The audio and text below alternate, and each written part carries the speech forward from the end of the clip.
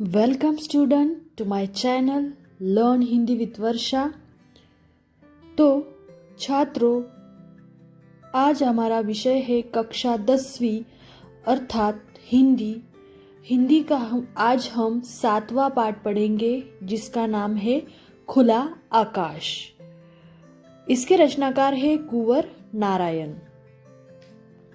कुंवर नारायण जी का जन्म 1927 में फैजाबाद उत्तर प्रदेश में हुआ था और उनकी मृत्यु 2017 में लखनऊ अर्थात उत्तर प्रदेश में ही हुई थी। नई कविता आंदोलन के सशक्त हस्ताक्षर कुंवर नारायण की मूल विधा कविता रही है। इसके अलावा आपने कहानी, लेख, समीक्षा, सिनेमा, रंगमंच आदि कलाओं पर भी लेखनी चलाई है। आपकी कविता कहानियों का कई भारतीय भाषाओं में और विदेशी भाषाओं में भी अनुवाद हुआ है। आपको भारतीय साहित्य जगत का सर्वोच्च सम्मान ज्ञानपीठ पुरस्कार से भी सम्मानित किया गया है। उनकी प्रमुख कृतियां हैं चक्रव्यूह, तीसरा सप्तक, परिवेश, हम तुम, आत्मजयी, कोई दूसरा नहीं, इन दिनों आदि। तो खुला आकाश ये डायरी विधा है। डायरी विधा अर्थात जो लोगों की एक आदत होती है कि जो भी बातें होती है वो डायरी में दर्ज करते हैं। तो इस प्रस्तुत डायरी विधा में कुंवर नारायण जी ने जीवन के संघर्ष, साहित्य, आत्मचिंतन, जीवन क्रम आदि पर अपने विचार स्पष्ट किए हैं। इस पाठ में आपका मानना है कि हमें दूसरों से वाद विवाद न करके स्वयं से संवाद करना चाहिए। तो देखेंगे हम डायरी की जो पहली घटना है वह 10 मार्च 1998 में लिखी गई है, अंदर की दुनिया। तो इसका टाइटल है अंदर की दुनिया। अंदर की दुनिया क्या है? हमारे अंदर की दुनिया बाहर की दुनिया से कई ज्यादा बड़ी है। हम उसका विस्तार नहीं करते, बाहर की अपेक्षा उसे छोटा करते जाते हैं और उसे बिल्कुल निर्जीव कर लेते हैं। तो लेखक कहते हैं अंदर की दुनिया अर्थात आत्मचिंतन जो हम करते हैं, हमारे दिमाग में जो भी विचार होते हैं, हमारे अंदर जो भी चिंतन होते हैं वो बहुत बड़े होते हैं। जैसे हम बाहर की दुनिया देखते हैं, बाहर की दुनिया अंदर की दुनिया से बहुत छोटी है और अंदर की दुनिया कैसी है? बड़ी है, क्योंकि हमारे विचार बहुत बड़े हैं। लेकिन हम उसका विस्तार नहीं करते, हम वो किसी के सामने प्रस्तुत नहीं करते और प्रस्तुत करते हैं तो इस पर मतलब अमल नहीं करते। अगर अमल करते हैं तो हम बहुत बड़ा कार्य कर सकते हैं।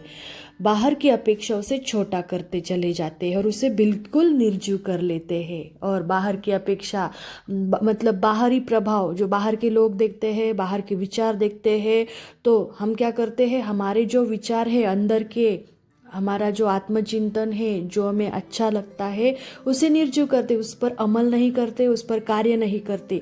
आज़ादी, पूरी आज़ादी अगर कहीं संभव है तो इसी भीतरी दुनिया में ही, जिसे हम बिल्कुल अपनी तरह समृद्ध बना सकते हैं। स्वार्थी अर्थों में सिर्फ अपने लिए ही नहीं, निस्वार्थी अर्थों में दूसरों के लिए भी महत्व रखना है और स्वयं अपने लिए तो विशेष महत्व रखता ही है। और हमें आज़ादी अर्थात पूरी स्वतंत्रता चाहिए, तभी संभव होता है जो हमारी भीतरी दुनिया होती है, जो हमारा आत्मचिंतन होता है, वो हम समृद्ध बना सकते हैं, उसे हम विकसित कर सकते हैं। और स्वार्थी अर्थों में सिर्फ अपने लिए ही नहीं, निस्वार्थी होकर हमें क्या करना है? दूसरों के लिए भी महत्व रखता है और स्वयं अपने लिए तो विशेष महत्व रखता ही है। अभी आगे का है मकान पर मकान। तो मकान पर मकान ये जो है किस्सा ये देखेंगे। जिस गली में आजकल रहता हूँ वहाँ एक आसमान भी है लेकिन दिखाई नहीं देता। उस गली में पेड़ नहीं है, न ही पेड़ लगाने की गुंजाइश है, मकान ही मकान है। और लेखक कहते हैं जिस गली में मैं रहता हूँ, क्योंकि लेखक महानगर में रहते हैं, शहर में रहते हैं, और उस जिस गली में रहते हैं वहाँ एक आसमान भी है लेकिन कभी दिखाई नहीं देता। आसमान तो सभी जगह है लेकिन जो मकान है, इतनी बड़ी बड़ी बिल्डिंग बन रही है शहरों में, इतनी बड़ी बड़ी इमारतें बन रही है लेकिन आसमान आकाश हमें दिखाई नहीं देता। उस गली में पेड़ भी नहीं है, ना ही पेड़ लगाने की गुंजाइश है। और उस गली में, जिस गली में मैं रहता हूँ, उस गली में ना तो कोई पेड़ है और ना ही कोई गुंजाइश है, अपेक्षा है कोई लगाएगा। इतने दिनों तक नहीं लगाया और अपने व्यस्त जीवन में अभी भी लगाएंगे, ये भी गुंजाइश नहीं है। मकान ही मकान है, इतने मकान कि लगता है मकान पर मकान लदे हैं। और इतने मकान है, ऐसे लगता है मकान पर मकान लदे हुए हैं, जैसे एक दूसरे पर वो अटका दिए हैं। इतनी बड़ी बड़ी इमारतें हैं, लन फन मकानों की एक बहुत बड़ी भीड़ जो एक संकरी गली में फंस गई और बाहर निकलने का कोई रास्ता नहीं है। और लनफन मकानों की बहुत भीड़ है। लनफन मतलब अस्त व्यस्त है, एक के ऊपर एक है, मतलब बहुत ही नज़दीक है, बहुत भीड़ दिखाई दे रही है। और संकरी गली है, संकरी अर्थात छोटी गली है, तंग गली है, पतली गली है। और ऐसे फंस गए हैं जैसे हम इस दुनिया में, इस मकानों में, इस गलियों में, जैसे हमें बाहर निकलने का कोई रास्ता नहीं दिखाई दे रहा है। जिस मकान में मैं रहता हूँ उसके बाहर झांकने से बाहर नहीं, सिर्फ दूसरे मकान और एक गंदी व तंग गली दिखाई देती है। और मैं जिस मकान में रहता हूँ आजकल, उससे अगर मैं बाहर झांकता हूँ, बाहर झांक कर देखता हूँ, बाहर नहीं, मैं बाहर देखना चाहता हूँ। बाहर क्या देखना चाहते लेखक? जैसे खुला आसमान देखना चाहते हैं, पेड़ पौधे देखना चाहते हैं, प्रकृति देखना चाहते हैं, लेकिन बाहर नहीं देख पाते। बाहर देखते हैं तो वहाँ भी क्या दिखाई देता है? केवल मकान ही मकान, जैसे सीमेंट का जंगल हम कहते हैं। और केवल एक गंद तंग गली दिखाई देती, एक छोटी सी, और वो भी कैसी है? गंदगी भरी हुई गली है।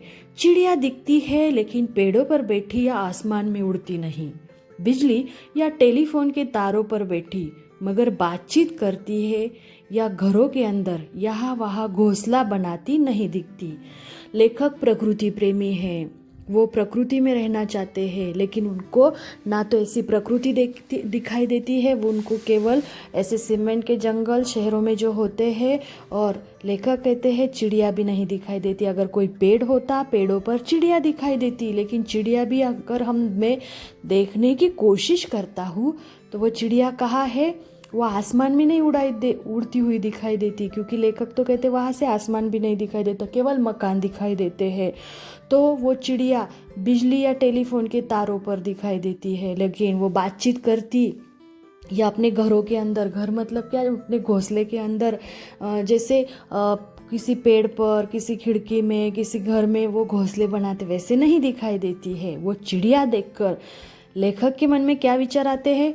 उन्हें देखकर लगता मानो वे प्राकृतिक नहीं, रबड़ या प्लास्टिक के बने खिलौने हैं, जो शायद ही इधर उधर फुदक सकते हो या चू चू की आवाज़ें निकाल सकते हैं। और ऐसे लगता है वो चिड़िया जो टेलीफोन की या बिजली के तारों पर बैठी हुई है, ऐसे लगता है वो प्राकृतिक नहीं है, वो नैसर्गिक चिड़िया नहीं है, वो असली नहीं है। वो कैसी है? रबड़ या प्लास्टिक के कोई खिलौने होते हैं। जैसे खिलौने उधर उधर फुदक तो सकते, उसमें से एक आवाज़ भी आ सकती है जो तकनीकी आवाज़ होती है। मैं ऐसी संकरी और तंग गली में मकानों की एक बहुत बड़ी भीड़ से, बिजली या टेलीफोन के तारों से उलझे, आसमान से एवं हरियाली के अभाव से जूझते अपने मोहल्ले से बाहर निकलने की भारी कोशिश में हूँ। और लेखक कहते हैं कि मैं बुरी तरह फंस गया हूँ इस शहरी माहौल में।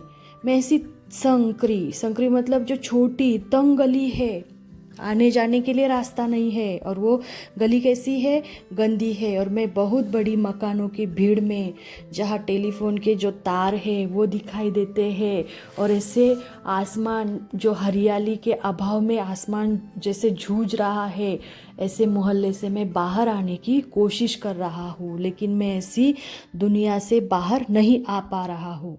आगे देखेंगे हम सही साहित्य। अभी सही साहित्य क्या है? स का अर्थ होता है समाज और ही का अर्थ होता है हित। ऐसा साहित्य जो समाज के हित का होना चाहिए। सही और संपूर्ण साहित्य वह है जिसे हम दोनों आँखों से देखते हैं, सिर्फ बाई या सिर्फ दाई आँख से नहीं। और लेखक कहते हैं ऐसा साहित्य होना चाहिए जो समाज के हित में होना चाहिए, और जो समाज के हित में साहित्य छपकर आता है उससे क्या होनी चाहिए, समाज में जागृति होनी चाहिए। केवल दाई या बाई आँख से देख सके ऐसा साहित्य नहीं, हम दोनों आँखों से देख सके, मतलब केवल एक पक्ष लेना नहीं चाहिए, हमें निष्पक्ष दोनों साइड से हमें उस साहित्य में विचार होने चाहिए जो समाज के हित के हो। किसी का भी हमें पक्ष नहीं लेना है और किसी का भी हमें विरोध नहीं करना है। जो भी लिखना है वो समाज के लिए, अच्छे के लिए लिखना है। जाने खुद को, बिल्कुल चुपचाप बैठकर सिर्फ अपने बारे में सोचे। कोशिश करे कि दूसरे या सब कहीं भी उस आत्मचिंतन के बीच में ना आए। और आगे का जो शीर्षक है वो है जाने खुद को। हम कितने लोग हैं कि वो खुद को जानते हैं, खुद को पहचानते हैं, हम क्या है, हमारी एबिलिटी क्या है। तो लेखक कहते हैं बिल्कुल चुपचाप बैठकर सिर्फ अपने बारे में सोचे। दूसरे के बारे में तो हम दिन भर सोचते हैं दूसरों ने क्या गलती की, लेकिन कोशिश करें कि दूसरे या सब कहीं भी आत्मचिंतन के बीच में ना आए। जब हम अपना खुद का परीक्षण करते हैं, आत्म परीक्षण करते हैं, तो आत्मचिंतन के समय हमें दूसरों के बारे में बिल्कुल भी नहीं सोचना है, केवल अपने बारे में सोचना है। इससे दो फायदे होंगे। एक तो हम अपने को जान सकेंगे कि हम स्वयं क्या है।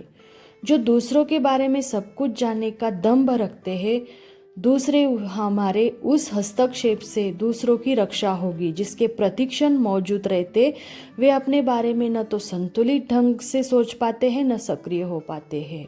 और अगर हम दूसरे या सब उस आत्मचिंतन में नहीं आने देंगे तो उससे कौन कौन से फायदे होंगे। सबसे पहला ये होगा कि हम खुद को जान सकेंगे कि हम क्या है, स्वयं क्या है, हमारी गलतियाँ क्या है, हमारी सफलता क्या है, हमारी उपलब्धियाँ क्या है या हमारी क्षमताएं क्या है। और जो दूसरों के बारे में जानने का दम्भ रखते हैं, अपने मन में रखते हैं कि दूसरे क्या है, दूसरे हमारे उस हस्तक्षेप से दूसरों की रक्षा होगी। अगर हम दूसरों की बुराइयां करेंगे, हस्तक्षेप करेंगे तो उनकी रक्षा भी हम कर सकते हैं। जिसके प्रतिक्षण मौजूद रहते हुए अपने बारे में न तो संतुलित ढंग से सोच पाते हैं। और कभी कभी हम दूसरे जब हमारे पास प्रतिक्षण हर समय मौजूद रहते हैं तो हम संतुलित मतलब न्यूट्रल नहीं सोच पाते, और सोच नहीं पाते तो हम सक्रिय भी नहीं हो पाते, उस कार्य में नहीं लग जाते, हम एक्टिव नहीं हो पाते। दूसरों की सोच समझ में भी उतना ही भरोसा रखे जिनमें हमें अपनी सोच समझ है। और कभी कभी दूसरों के विचार का भी हमें विचार करना चाहिए। कभी कभी वो भी अच्छे विचार होते हैं, हमारे काम के विचार होते हैं, और कभी कभी हम अपनी सोच भी आजमा सकते हैं। हर एक के प्रति हमारे मन में सहज सकारात्मक स्वीकृति का भाव होना चाहिए। दूसरा अन्य नहीं, अंतमय है, हमारे ही प्रतिरूप, हमसे अलग या भिन्न नहीं। कभी जो दूसरे लोग हमें अच्छे विचार देते हैं तो उनका स्वीकार भी हमें कर लेना चाहिए। कभी कभी हम क्या करते हैं, दूसरों के विचारों का खंडन करते हैं, विचार नहीं करते और वो स्वीकार नहीं करते, लेकिन कभी वो ऐसा सहज स्वीकार भी करना चाहिए। और दूसरा अन्य नहीं, अंतमय है, और दूसरा मतलब दूसरा नहीं है। फिर कभी हमारे ही प्रतिरूप, हमसे अलग या भिन्न नहीं। कभी कभी वो हमारा प्रतिरूप होता है, हमसे अलग या भिन्न नहीं होता। आगे का शीर्षक है सिर्फ मनुष्य होते। कुछ लोग सोचते हैं कि आखिर यह क्यों होता है, कैसे होता है कि आदमियों में कुछ आदमी बाघ, भेड़िए, लकड़बग्गे, सांप, तेंदुए, बिच्छू, गोजर वगैरह की तरह होते हैं, और कुछ आदमी गाय, बकरी, भेड़, तितली वगैरह की तरह। ऐसा क्यों नहीं होता कि जिस तरह सारे बाघ केवल बाघ होते हैं और कुछ नहीं, या जैसे सारी गायें केवल गाय होती है और कुछ नहीं, उसी तरह सारे मनुष्य केवल मनुष्य होते हैं और कुछ नहीं। देखो, लेखक ने बहुत अच्छा विचार यहाँ बताया है कि कुछ लोग ऐसा क्यों सोचते होंगे, आखिर ऐसा क्यों होता है कि कुछ आदमियों में हमें अलग अलग शक्ल नज़र आती, अलग अलग प्रवृत्तियाँ होती है। जैसे बाघ, मतलब वो शिकार करने के लिए ही आतुर होते, जैसे उनके हाथ में शिकार लगता है वो शिकार मनुष्य का ही शिकार करते हैं, फ़ायदा उठाते हैं। कुछ भेड़ी होते हैं, भेड़िए मतलब उनका भी वो शिकारी करते हैं। कुछ लकड़बग्गे होते हैं, मतलब जो भेड़ियों का तरस जिसे हम कहते हैं, कुछ सांप होते हैं, कितना भी कुछ उसे अच्छा बोलो वो डस ही लेते हैं। कुछ तेंदुए होते हैं तो कुछ बिच्छू होते हैं, वो डंक मारे बिना नहीं रहते। कुछ लोग होते ही ऐसे हैं। अगर हम बाहर देखते हैं, बाहर की दुनिया में, तो कुछ लोग ऐसे होते ही हैं। तो आज हम पहला भाग हमने देखा है, दूसरे भाग में हम अगला पार्ट पढ़ेंगे। तब तक धन्यवाद।